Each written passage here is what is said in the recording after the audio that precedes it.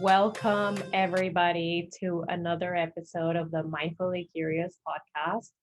I'm your host, Steph. It's so nice to see your faces this week.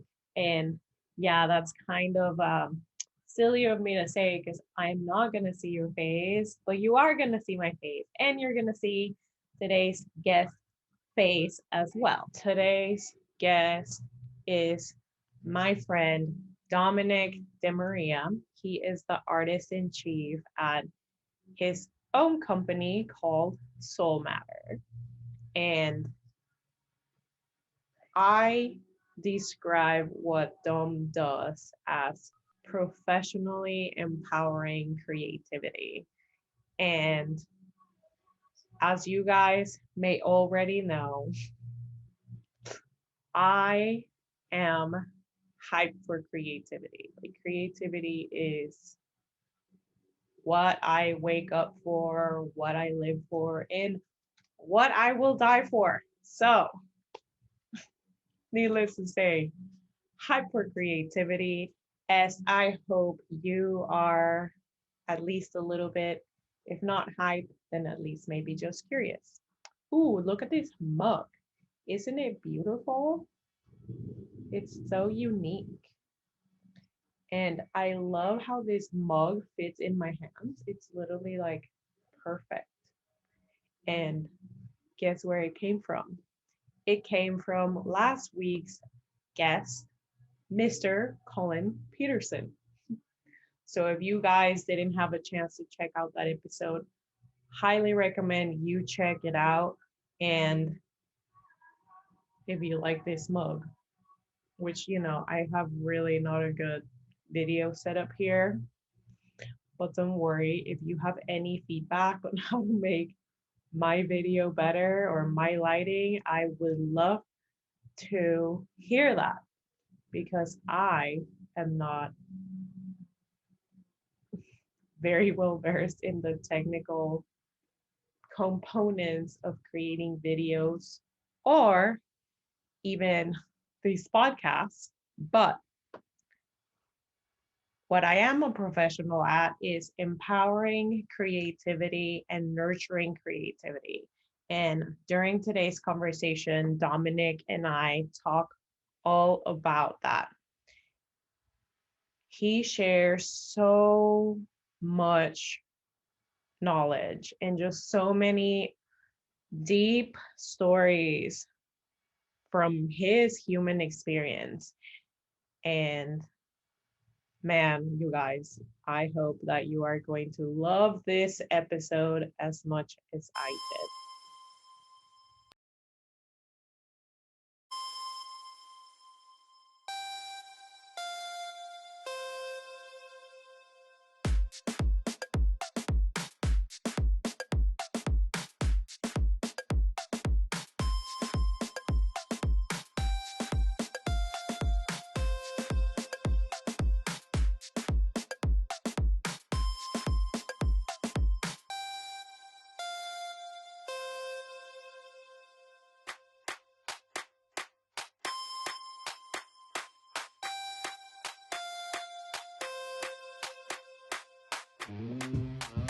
Dom, I'm so happy to have you here. What's up, Steph? Thanks for having me. Such a pleasure to have you. And I'm so excited to share this conversation with everyone because there's going to be so much gold. Especially, we're going to be talking about one of my most favorite subjects, empowering creativity. So, Nice. yes. So, you are right now the artist in chief at a company you started yourself called Soul Matter. Do you want to tell us a little bit about that? Yeah.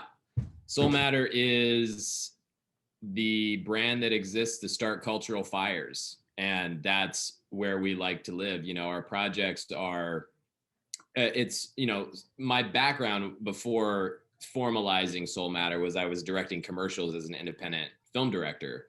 So it kind of started as like, I need a place to be able to build something that's bigger than just me going and like pitching and getting commercials. But I also knew that in that process, that was an evolution of trying to do something more meaningful as well for myself, that doing branded content to pay the bills wasn't necessarily what I had in mind when I set out to make films. So I wanted to set something up where we could house original content. We could do branded stuff, but it was more about what footprint we're leaving behind with the content that we're making, whether it's a film or a commercial or whatever. And really try, I mean, I don't have any problems with the term content, but I really wanted to move closer to a term that's more meaningful to me, which is art. I wanted to be able to categorize my work as art, regardless of where I put it. So the quote unquote content that we make, really, we want to look at it as an artist would, you know, and approach even branded and commercial things the way that an artist would. So the company was born of this desire to create more meaning in my own career, but also to be able to distill things that I had learned and be able to scale things that I was learning for people around me, for other artists that I saw like, oh man, you know, all my brothers are artists. I have 4 brothers. Every one of them is an artist in a specific discipline.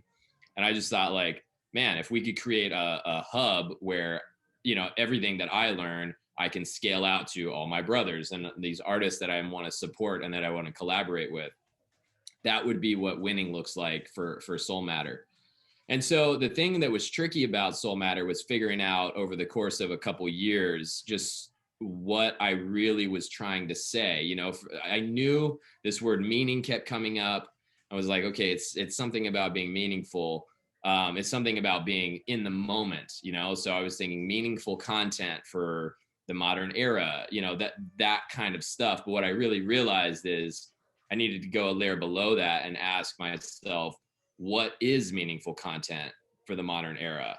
Not just that that's what we do because we say that's what it is, but it's like, what would it look like if we actually like doubled down culturally and said, in the moment that we're in culturally, in the hemisphere that we're in culturally, you know, in the nation that we're in culturally, what do we get to say and what's on our mind? And so that inspired me to start representing other artists and, you know, working with them with different avenues that I had been able to open through my work at Soul Matter and start, you know, packaging things with artists that I really believed in. And what we discovered is that the thing that we have in common in terms of our like individual search for meaning in our artistic careers was we're cultural arsonists. You know, we like to start a fire. We're not creative problem solving storytellers. You know, like our website's not going to say the shit that you see on everybody else's website. We are here to ask a question and leave you with something that you're going to have to unpack. I love that so much. And the first time I read like your credo on your website, I was like, I literally cried a little bit because I'm like, Oh, this wow. is a creative revolution, you know? And I don't know if you've ever heard this quote by Osho.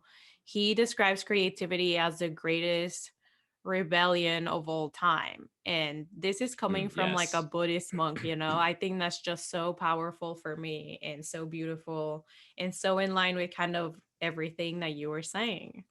Yeah. So, Well, and I want to piggyback on that too, because I think one of the things that is really important for artists and creative people in general is that your whole process is the act of you taking agency over something and asserting yourself. And I think it's interesting because a lot, and especially in Western context, a lot of our thinking is, and I can't speak for everyone, but I can say for me, and I think that it is very, very far reaching, is the Garden of Eden as a starting point for cultural conversation and looking at this first act of agency of self-enlightenment being the great sin. That's it. You know, if that is used in a judgmental way towards an artist, it's really debilitating and it's very like stifling, and it really turns a lot of people off from their artistic expression. And so, you know, that's not a very popular thing to say, but it's just the truth. So that's one of those things that, you know, as Soul Matter, we look at stuff like that and we want to say, we want to shine a light on that and say, your voice does matter. Your decision-making is valuable and you're not sinning, but it could be received that way. So get ready to be the rebel. I love that analogy of the Garden of Eden. And through my work with being an advocate for creativity, I have found that we really all are creatives. And there are a lot of us out there that think we're not and like to add that piece to our narrative. Well, I'm not creative. And what I like to say about that is when you have that thought, I'm not creative, you are the creator of the thought. So welcome to the fucking club. Welcome to the party. You just did it. Yes. I love that. Yeah, great point. And artists do misbehave because being an artist to me just means applying creativity over and over and over to whatever. And that level of commitment and discipline of like continuing to practice something over and over is always gonna yield art, because it's like if you try a recipe, you make pancakes from a recipe from Pinterest and then you made them 20 times, you're tired of that, hopefully it doesn't take you 20 times. Yeah. But anyway, at some point you find your threshold and you're like, fuck, I want to add pecans this time. So you do it. And then you notice they're a little dry. So next time you add pecans and a little more butter or whatever. And that is what I like to call art. And saying artists misbehave sounds super like rebellious and aggressive. But when you think about it, it's literally just like you said, giving yourself the agency to take the choice back and put the intention into your thoughts. Like adding pecans to a recipe from Pinterest is not a fucking sin. It's just an experiment. Right. And I love especially that analogy. In the American context, I mean, what we're dealing with is the reason that it feels so rebellious is because we're unpacking this experience that we had in our history of this industrial revolution, where everyone became, essentially, and this is the big fear with like AI taking jobs and things like that, is that when you've industrialized people, that is threatening to have something that could replace all those things. So even more important now more than ever is to double down on the things that make you distinctly human. And that's your ability to deviate. That's your ability to experiment. That's your ability to feel into something, intuition. I can't explain it, but I feel this. A machine will never feel that. It's not going to have an emotional driver like that. That's not pre-programmed. So I think we're in a phase now in our culture where we're looking at the results of, almost 100 years of industrialism, and people are realizing that it's not necessarily the best thing for humanity.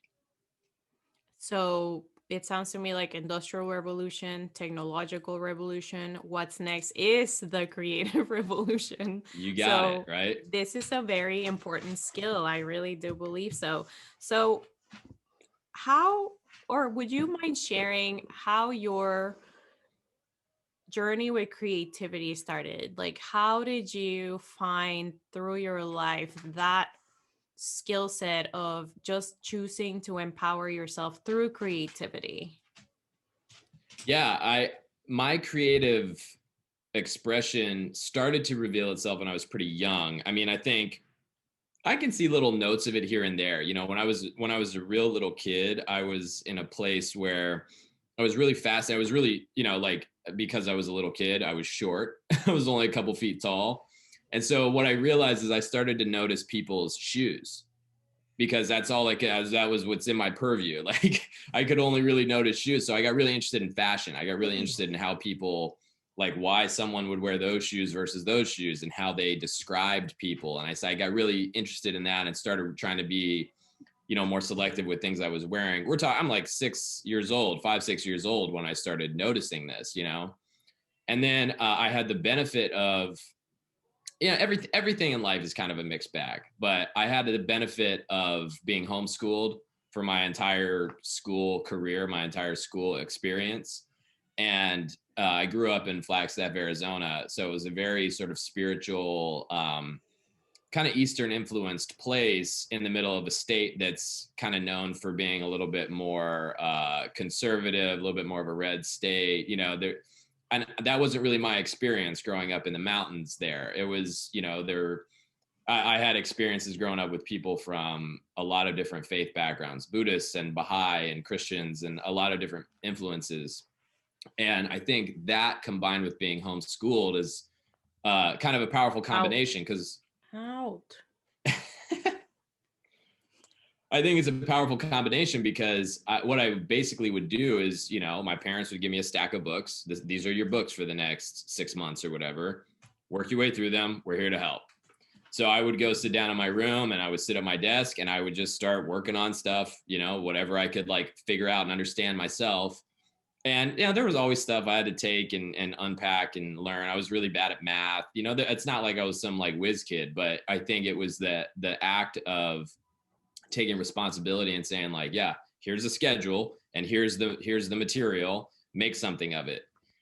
It was really beautiful because it drew a lot of my own like personal responsibility and self-discipline.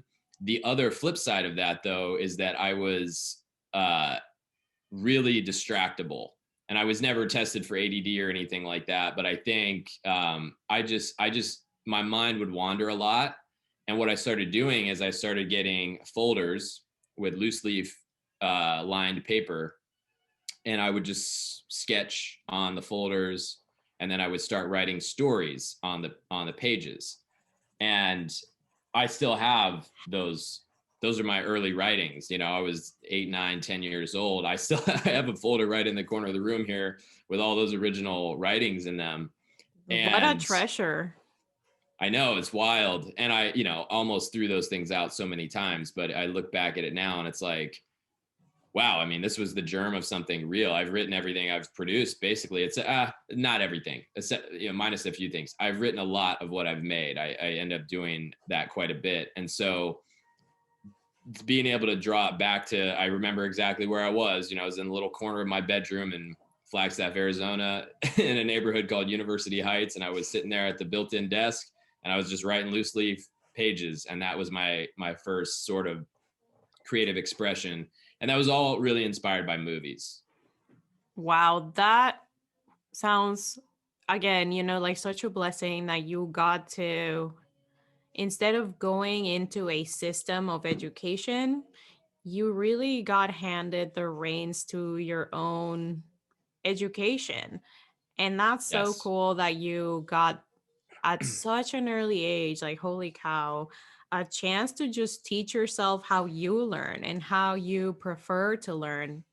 I will say that that's not my experience. I mean, partially, yes, I did teach myself how to learn some things when I was young from reading books, but I did go through normal school, and it honestly did not dawn on me until grad school that I needed to figure out a way where I wanted to, or how I wanted to learn things, because graduate school was really hard on me, and it really showed me like, hey, this whole time you just been skating by, and like by chance you came here. But I really just realized I did not know how I learned the best. So dude, that is why you're so wise. You started from such a young age. It's a hack. Yeah. And I mean, I feel really grateful for that. And it's not like that was it's not the easiest environment. I mean, it's like my mom stopped working to be a homeschool mom. So financially, I mean, books are expensive. It wasn't like the easiest thing for the family, but it was just like my parents felt strongly about it. And I feel like, the challenge that I see a lot of people having is that by the time you're 3 or 4 years old, you get put into a pre-system, then you get put into a small system, and then you get put into a school system. And by the time you're done with the school system, you get put into a higher education system. By the time you're done with the higher education system, you get put into a workplace system. And all you're doing is you're just like scratching the surface of everybody else's system. And it's like, I think, entrepreneurs really have to uncover like what you have to invent your own system. So I have a lot of space and grace in my heart for people that, do that have come up through the schooling system and all the systems and have all of the systems piled on and still get to that point where they are willing to do their own thing, and express themselves differently and against the grain. Because most people didn't start when they were 8. being able to exercise some of their agency. And I think mad props to everyone who's got the courage to do it. However, like even though you did get that like really good head start, and that knowledge was something that, nobody can take away from you, but did you ever feel that as your life kept progressing, like when you were a teenager, perhaps, just because we're human and we have hormones and we want to belong to a group, it happens to most of us around that age where we will change ourselves and we'll start kind of doing things differently in order to, maybe we have a crush on someone, or, we want to be cool, we want to be accepted, especially like coming from being homeschooled. I bet it was probably hard to go into, like society when you're used to kind of being on your own. So how was that for you? Like, did it change at all? Like, how did you evolve through that different stage of your life? This is a really good question, because here's the rub. Oh, hang on, Siri came up. Here's the rub. The thing is, everything has trade-offs, right? So when I was a teenager, my family actually relocated from Flagstaff, Arizona to Charleston, South Carolina.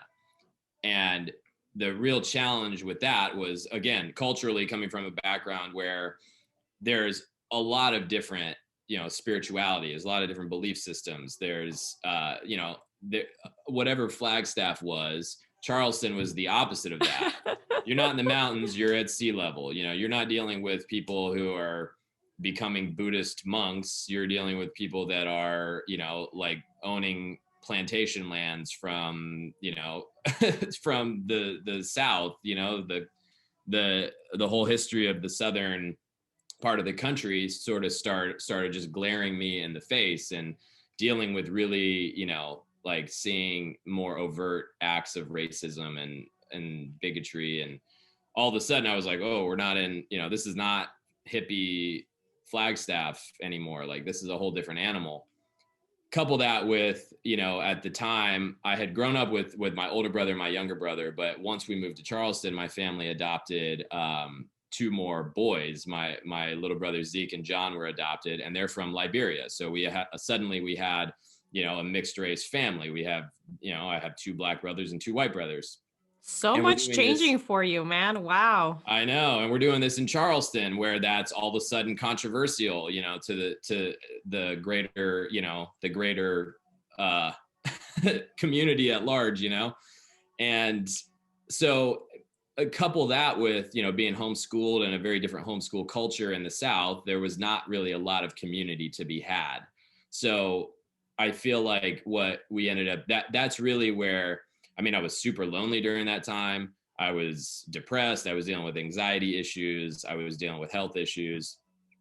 And what I turned to was, back to Old Faithful. I just turned back to stories. I would read books and I would watch movies, and every single weekend for years, my brothers and I would be out filming, projects. And through those efforts, we started getting introduced to, the internet for the first time, really. We're talking, this is like 2005, 2006, internet's starting to be a thing. You start to be able to like get online and talk to people in other places, and it's totally safe. And you're like, wait, what's going on? So we got in touch with people across the country with similar interests, and started being a part of some film festival communities and submitting films to film festivals. And then we started picking up some wins from those film festivals, and then we started, like just being able to do bigger, longer projects. And it was somewhere in there that I just like surrounded myself with all kinds of hobbies. I got a guitar for Christmas one year. I still have that guitar. I would play guitar. I was still writing. I bought a camera and I started shooting photography. And then I realized that there was something about this whole computer thing that was really interesting to me, that you could like build a computer, like what are all these components, and so I went to a local computer shop. The guy who, is like your tech guy. He would get rid of your viruses and do your machine upgrades and all that kind of shit. And I asked him if I could intern, and he said yes. So I spent like 9 months or so, close to a year, basically working with him and just learning. The first thing he had me do was disassemble like 40 computers that were broken. Geez. And that was my first assignment. He was like, you got 2 hours. I want you to take every one of those computers apart and scrap them, every piece for piece. Wow. And what he told me was, he said, if you can take that many computers apart, you will know exactly how to put one together. So I took 40 computers apart, and through the process of working there, I essentially built my first machine, and I started, kind of like running the shop with him. And then he, we fell on some pretty tough financial times. This was getting closer to, the crash in 2008. And it just like, it wasn't very sustainable. So he had to close the shop. And so I started working where, I was 15 or 16 at the time that this happened. So I think I just sort of moved on and got whatever job I could, to make some cash. But that led me to discovering Apple in the end. And so through some of these online communities, you're making films with these people across the country. I was up visiting one of our film friends in Chicago one time. We walked into an Apple store, and I was just like, this is really cool. I don't know that I had ever really been in one, and this was the Michigan Avenue store. It was a whole scene. And my friend looked at me and was like, yeah, I could definitely see you working here. And I was like, I was just thinking the same thing. So for the next it took me a year. I went, when I got back to Charleston, I went and met the local Apple store people and started talking to the managers, introduced myself, told them who I was, and they told me to apply. So I started applying. I got invited to a hiring event right off the bat. I had a bunch of interviews, and then I didn't get a call back. And so that was kind of frustrating, but instead of taking that one on the chin, I basically just resubmitted my application. I updated and resubmitted my application every 2 weeks. And I went in the store every 2 weeks until they hired me. I basically didn't give them an option. I was like, you're going to keep seeing me until you guys hire me. So I'm just going to be around. And then that's how the Apple journey kicked off. Man, I just see so much resilience and so much creativity in your journey. And it's so awesome that you started when you were a kid by practicing. Because teaching yourself things is the same whether you're teaching yourself things from a book or you're teaching yourself how to ride a bike or a skateboard. And it seems like you just like develop that muscle, and you just knew that that was something you could do, and you just kept flexing it, be like, oh, okay, well, the reps, if I put in the reps, I make shit happen. Absolutely. And that is so cool. Also, that creativity was always like your trusted ally on your human journey. And that's something that I find it's the most important thing. It's such a beautiful relationship, because I too had, challenges growing up as a kid. Anytime I was bored, it was just like, okay, well, I can just sit here and start drawing or whatever. And creativity is such an ally for all of us. Yes. Yeah, it's the ultimate empowerment. It really is. And I think I'd like to stress this point that none of those things that I just said, it's easy to look back 10, 15 years and be like, yeah, this is beat by beat what happened. None of that stuff was easy. I was a really shy person. And it wasn't just because of the homeschooling. I think people get the wrong idea. Like, I had a really robust community of people, especially growing up in Flagstaff. It wasn't like I lacked for any sort of social connection.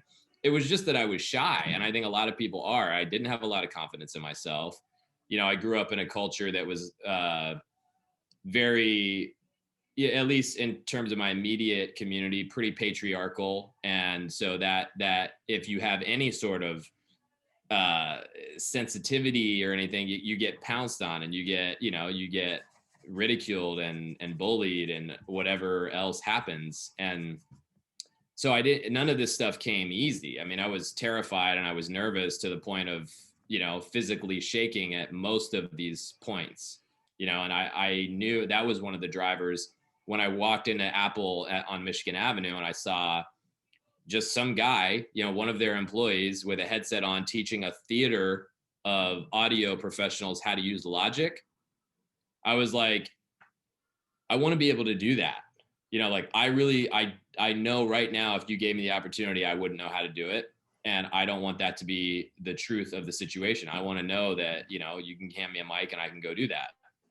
And so that was, you know, the first thing that I did at Apple was face my biggest fear, which was public speaking. So I signed up to do workshops like day one. And I was terrified because I was a shy, sensitive person, you know? And that was really the first step in a pretty robust journey to being a facilitator and a leader and an instructor, a presenter. That's really cool that even though you were not always just super sure of yourself, you started like being anxious and stressed out about stuff, you still pushed yourself to keep going, you know, past your threshold, past the point where you were comfortable. You're like, I want to do this and it's scary and I'm going to go kick it in the teeth.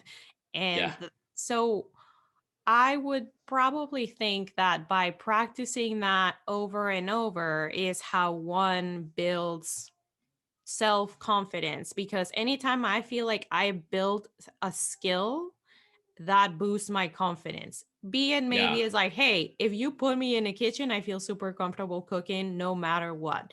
You know, Right. that's a skill. And that is part of being self-confident.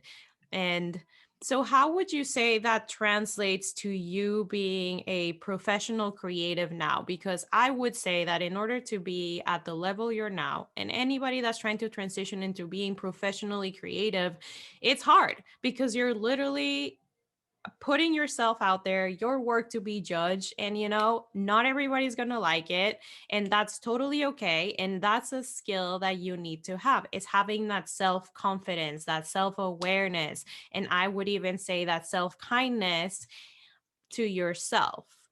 Yeah. Well, yeah, all really good points because none of this happens without self-love. I think self-love is, and I'm still on this journey of like really understanding how to love myself. But when I look at, here's the thing, you can't be the victim in life. And I think a lot of people in the creative industries fall into this pattern of going like, oh, well, I got passed over again. I didn't get picked. They rejected it. They gave me all these bad notes. They this, they that, they whatever. And it's like, you don't control the outcome. You know, you don't control how other people perceive your shit. You can learn what the market wants. And if that is your desire to make what the market wants, you can make those adjustments, or you can take that and you can try to remix. There's all kinds of things that you can do, but you really need to have a healthy dose of stoicism and understand that you, like, if you are dialed in and firing on all cylinders, you're not pitching anything. You're not waiting for people to give you a green light. You are manufacturing not only the confidence, but the resources to make these things happen. You got to take full responsibility. And I think that's one of those things that came apparent to me when I really leaned into Soul Matter was, you know, I'll anecdotally, and I don't recommend this, but I'll share it because I think it's valuable. When I worked at Apple, learned a lot. We launched the Apple Watch, and 4 years to the day after I started working for Apple, August 20th, I left. 4 years to the day. And I didn't have anything on the calendar.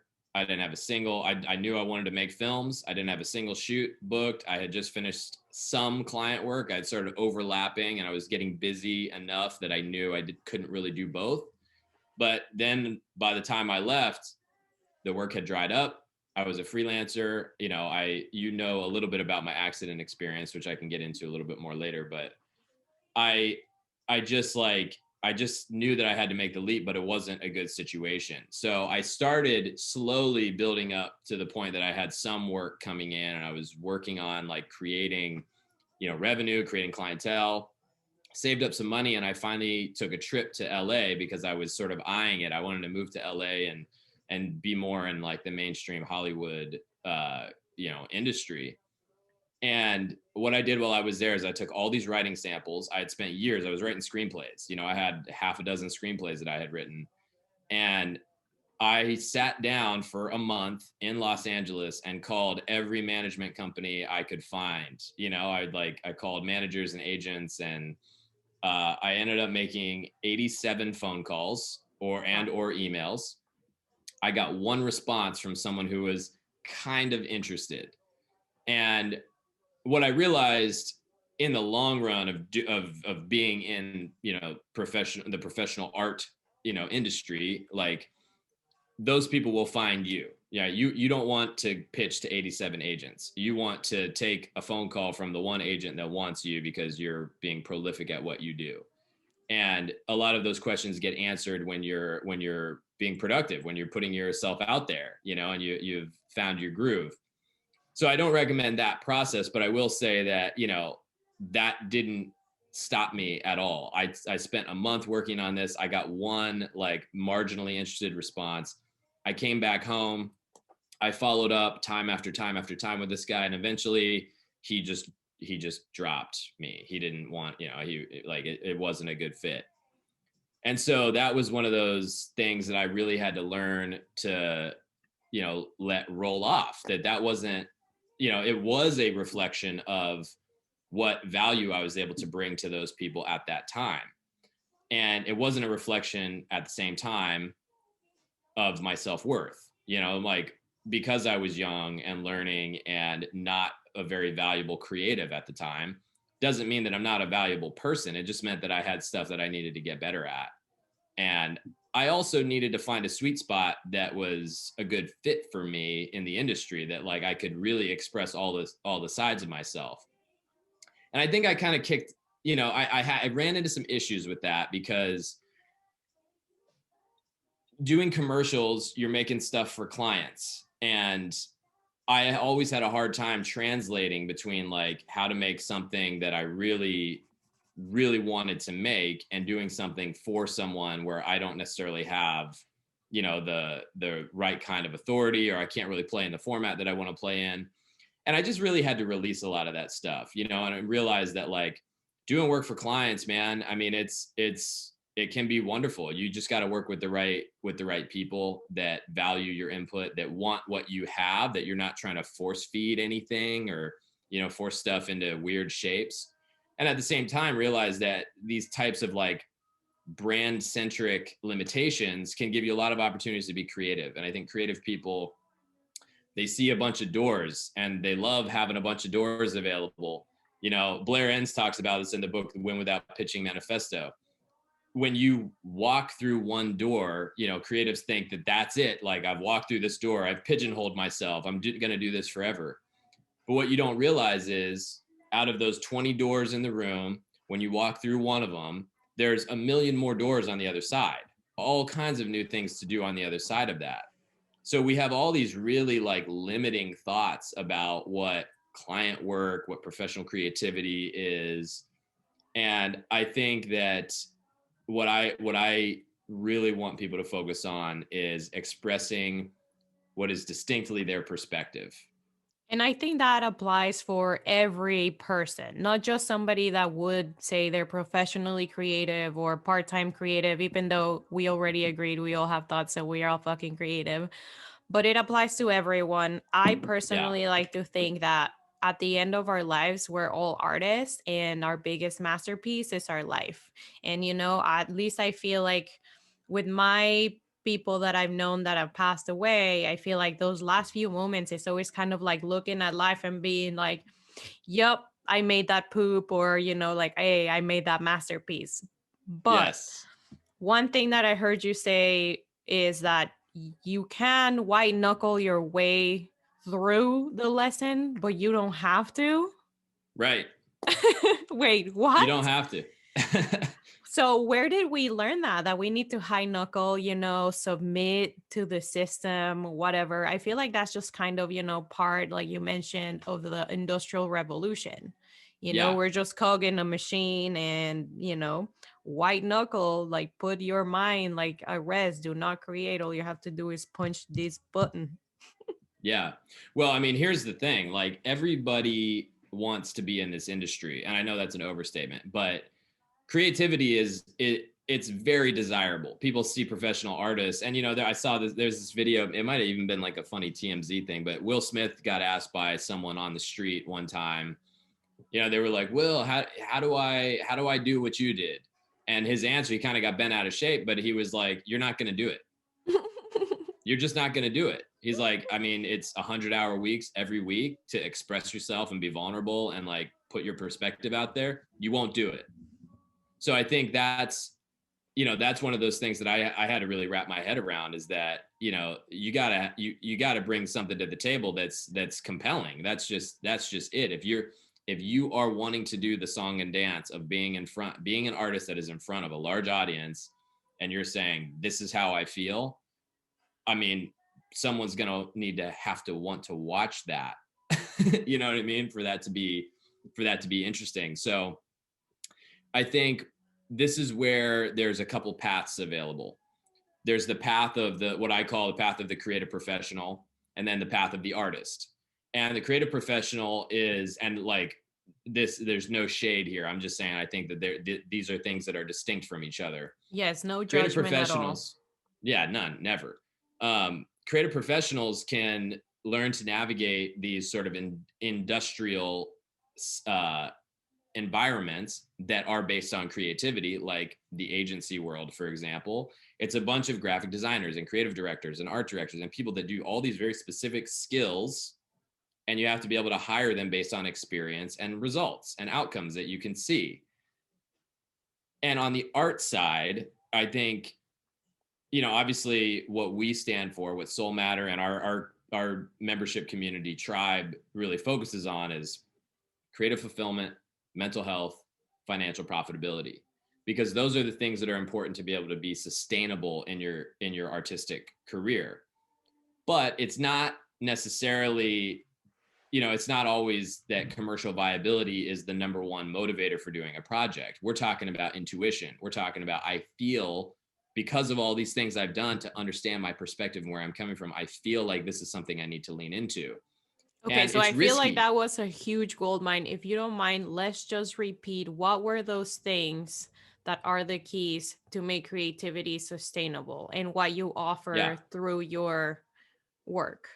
Yeah. So we have, Soul Matter has a membership community called Tribe. And inside of Tribe, we do a couple things. I did a series last year called Millennial Producer, which was 10 episodes of interviews with millennials and people that would be good mentors for millennials coming up in specifically the film industry. It's a lot of the people that I work with on a regular basis.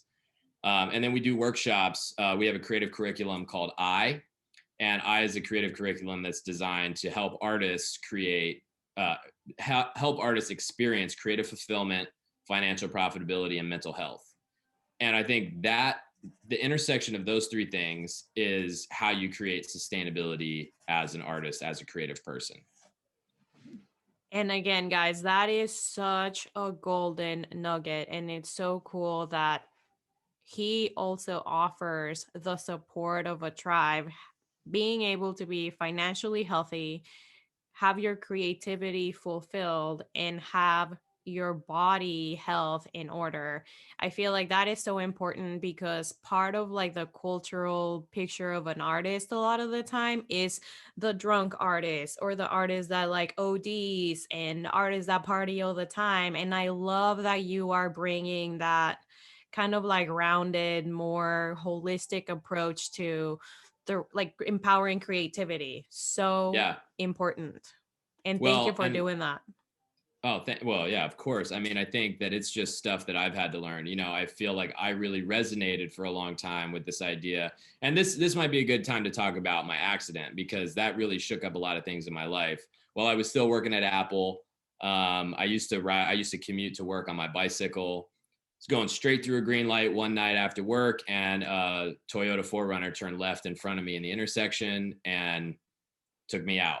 And I lost all my front teeth. I fractured my skull. I had all these like just impact injuries, a lot of joint problems, broke my nose, like just the whole thing. And that was a 2.5-year journey. Ironically, that came a month after I had set a date On November 1st, I had set the date as January 1st that I was going to move to Los Angeles from Charleston. December 10th, I got hit by a car, and it took 2.5 years to get back to that point where I could set a date to move to LA again. And during that time, it was a very dark time for me. I was definitely suicidal during that time. I was feeling very depressed, and I, had a variety of experiences where I was doing a lot of self-harm, let's say, or very willing to do self-harm. And that was a really dark time for me and put me in a place where I was pursuing therapy for the first time. And what I experienced through therapy was really, for the first time, like a real healing from not only my accident trauma, but also, first off, it was like I had to generate the courage to do that. So, for anyone in a space where they're thinking about it, it does take courage to go to therapy, and it's totally worth it. Absolutely. Through my therapy experience, I learned how to address some of those feelings. And the very first thing that happened, I had a really bad experience. I was, like I said, I was coming out of a more conservative culture. So I had experimented with some faith-based counseling, which was a train wreck disaster, really, really bad, really negative and really toxic. And that kept me away from therapy for another year and in a really bad state. And I eventually just got to the point where I was like, I'm either out of here or I'm going to go see a therapist. And so I decided to give it another shot. And I went to see this therapist. And this woman basically looked at me during our first session, and I was telling her everything I was dealing with. And she's like, wait, hold on a second. You just need to realize that what you're experiencing is a catastrophic thing. Most people never go through getting hit by a car. Yeah. Most people don't experience these things. And even if they did, like, this is a really meaningful moment for you. And we basically just sat in this like recognition. I just felt like nobody was seeing what was going on, this whole time. I'm like, I'm trying to like pay the bill. I lost my house. I moved back in with my parents. I had $200. I had saved up 25 grand to move to LA. I had $180 in my bank account after all this happened. And I'm watching the world go by around me and just going like, do people not see, like, I'm spiraling here. I don't even know how I'm going to like get groceries this week. And so she really helped me feel seen, for the first time during that experience. And so that was a really powerful moment for me in therapy. And it just got me really familiar with how mentally unhealthy I had become. And also the fact that there was a path to becoming mentally healthy, and that the healthier I got and the better I felt, the more prolific I was creatively.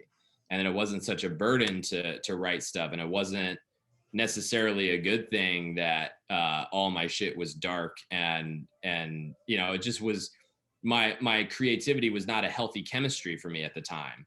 It was, and this is all chemical. It's all chemical.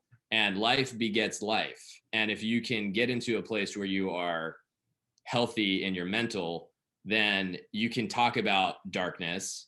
You can talk about suicide. You can talk about mental health from a place of health. It doesn't mean that you have to avoid these topics. It just means that you can do it from a place of abundance and know that when you clock out tonight, tomorrow, when you clock back in, there's more shit, and you can get into it, and you can be really honest and really vulnerable, but you can build those skills, and your mental health, I think, is a prerequisite for doing your best work. And I would argue with anyone that would say anything else.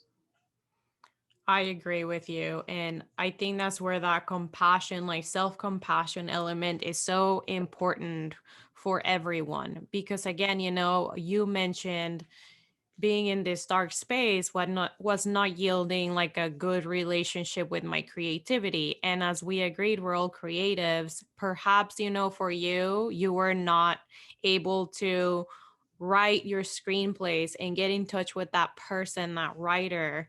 But for a lot of us who are going unconscious about our creativity is the relationships that we're building with our family, with our friends, romantic, Right. with children, with our work.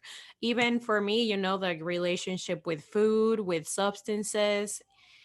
Like you said, it goes all ways, and life creates life, and also life creates death, and death creates life. And it's Yeah. so important to see everything, because like you said, being alive only means that you will die one day, and that's Yeah. okay, because Yeah. it's part of the gig, you know? Yeah. Yeah. When I think like that, and I don't want people to mishear me here either, because, and it's funny because I've done a lot of reading into this when it comes to things like substance, right? Psychedelics, marijuana, drugs, whatever. Like, I've done a lot of reading on this because some of those things I like to engage in, and I have found really healthy ways to do that. And I'm not saying that you shouldn't use substance, you shouldn't party, you shouldn't do any of these things. But what I realized is that when I was in a really negative, toxic place, going about my art, engaging in my art, created less health. You know, like what I art is manifestation. You take an Yes. imagination, you're making something out of it.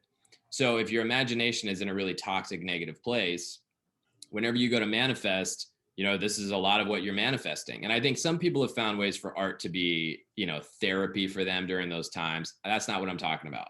I'm talking about toxic patterns of behavior that you need to unlearn.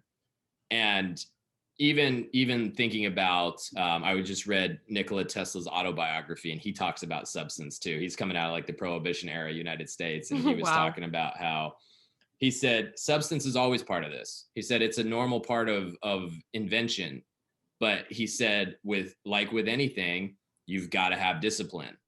So whether it's substance, you know, whatever it is, it's like you've got to approach these things as the artist, as the narrator, as the person who is taking agency and making a decision about this stuff.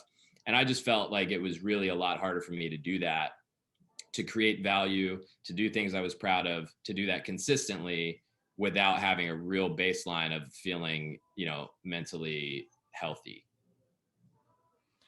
And that kind of just reminds me of something you mentioned earlier when you said you have to take full responsibility.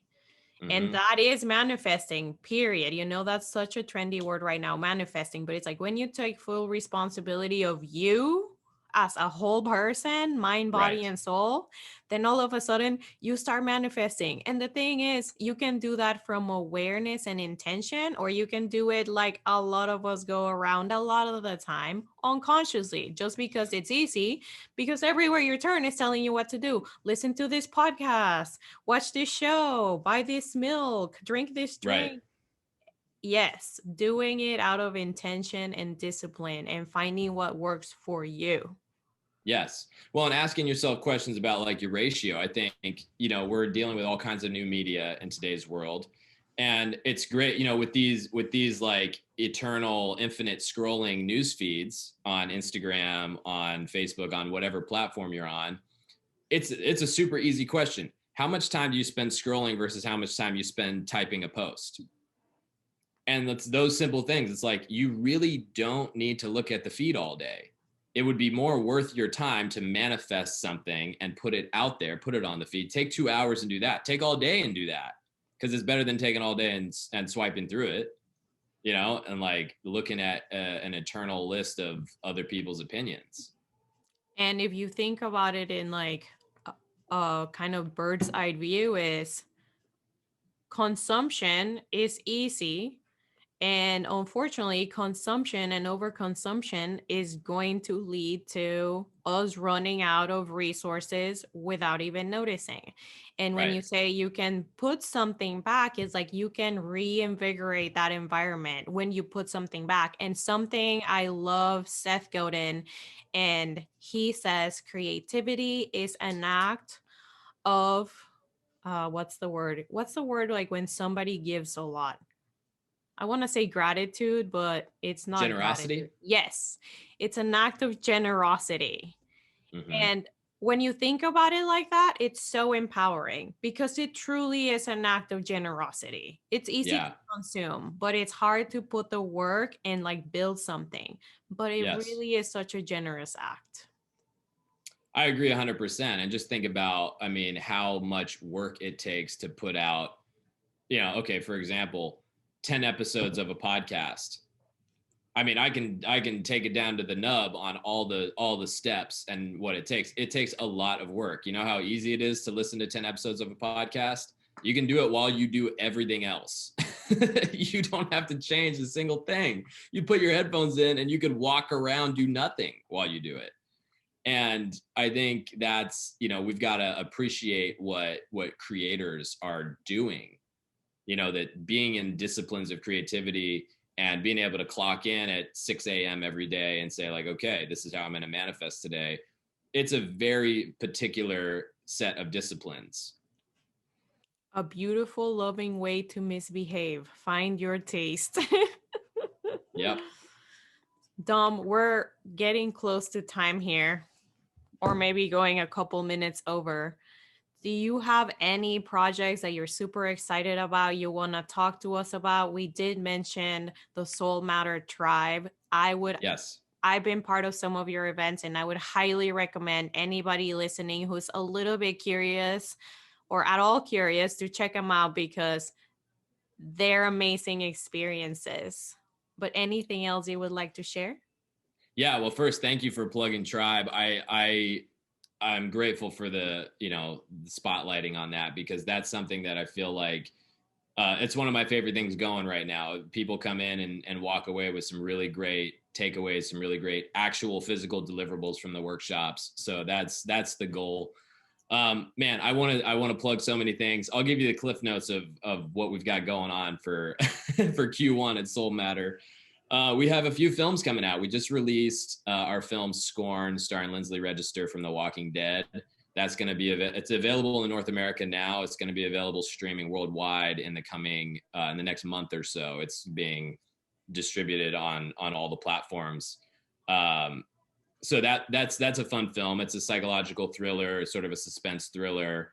That'll be out soon. And then we're finishing our documentary, Relics of New York, which is, so it's a look at what it started as was a sort of a, what's the word I'm looking for? It started just as kind of a documentary on the impact of gentrification and displacement in New York City. An expose, that's the word I was looking for. A little bit of an expose on what's happening to New York right now, and how a lot of people in these very local New York neighborhoods are being swept aside by gentrification and displacement. And as we started filming this thing, the COVID-19 pandemic happened, and we kept filming, and we have this whole documentary from 2020 in New York City. And it just dovetails very appropriately into how communities of color specifically are impacted by these things, the disproportionate numbers. And, really the question that we're asking, the question that you hear in New York every day is New York City dead? And we're putting the question to the test, and we're seeing what New York feels about that question: is New York City dead? And it's a question for the audience as well. So I hope people will join us on that. The trailer will be out this month, and then we'll have the film done before. It'll be released in Q1, most likely. And then we have one other film, A Climb to the Top, which is it's a documentary about my business partner, Chuck Garcia, in New York. He's an executive coach, and he narrowly survived 9/11. He was supposed to be in the World Trade Center on 9/11. And just by happenstance, a single phone call, a simple schedule change, he was not in the towers when they were impacted. But it really changed his life, and it got him, as a Wall Street exec, thinking about how he can contribute to the success of others in a more focused way. And he started executive coaching. And so we did a documentary where we basically take one of his clients who's coming in and saying, like, I know that for my career, it's going to be powerful for me to be a public speaker. I don't even know where to begin. And we take her from zero to speech in front of 200 people in a day. Wow. And so talk about like leveling up and getting through the insecurity and that kind of shit. Like that's all on display in a day. So that's a cool documentary. So that's what we're doing on the film side. And then projects that we're excited about. I'm the creative strategist at the Sports Equity Lab, Yale. And basically what we do is we study harassment and abuse in professional sport environments, and basically develop curriculum to create a more equitable society, and using sport to influence culture. because sport is such a aspirational thing in culture. We see, you know, athletes are these like titans to us. They're these influencers to us. So we pair up with a lot of Paralympians and Olympians across the world, specifically focused on global South countries because there's not as much representation. There's a lot of stigma attached to sporting in those areas. And what we're doing is Soul Matters is partnering with Sports Equity Lab to do a research project about representation and branding. And I can't speak too much about it because we got some NDA stuff on that one, but keep your eyes peeled on our partnership with the Sports Equity Lab, because there's going to be some very exciting projects coming out of that partnership. Talk about making cultural noise. That's so awesome. I'm so excited. Yeah. And one final announcement that I'll drop here is that we are, as of this week, we're opening our studio in the Arts District in Los Angeles. So it's going to be an aesthetic photo video space with a podcast and music recording studio. It's bookable now, and it's a one-of-a-kind location, and I think it's exactly what we want as a hub for starting cultural fires. I love that you have a podcast recording studio. That is such a good move there. Hey, maybe sometime if I'm ever out your way, I can host a podcast. You got to come tape. Let's go. Yeah, for sure. Definitely. You know it. Hit me up. Dom, it's been such a treat to have you on.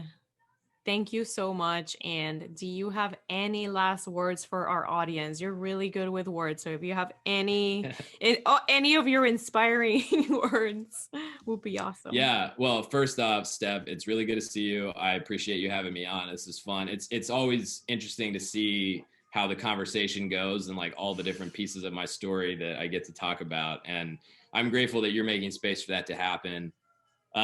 One final message that I would leave to anybody listening to this is it's just very simple. Don't solve problems, create them. Hell yeah, brother. Thank you so much. Much love, everybody. Thank you, Dom. Have a great day. Thanks, Steph. Take care.